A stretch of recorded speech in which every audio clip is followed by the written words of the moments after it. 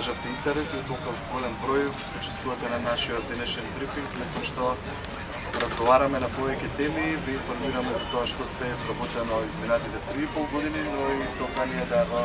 најавиме малскиот караван, кој што почна токму денеска и ќе трае до 4 јули, чија цел е да заедно со граѓаните креираме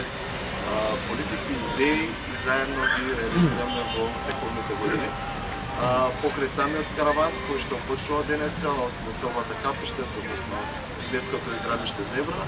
јас заедно со општинските служби ќе бидеме заедно со граѓаните и ги слушаме сите нивни предлози, идеи,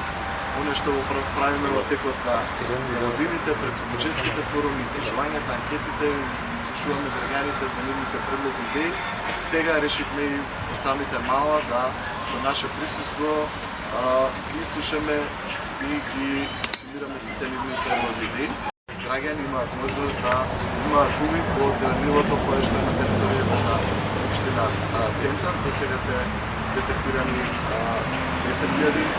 даровани или самите општина. Самите граѓани може да имаат увид за видот на дрвото, за неговата состојба.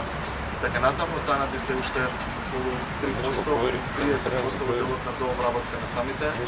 податоци, на кои што се информирани сите угостителски објекти за целосната документација која што треба да посетуваат за да може да угостителски објект. Дополнително се пишуваат и решенија за оформување на одредена играна оправа, каде што условите не се запазени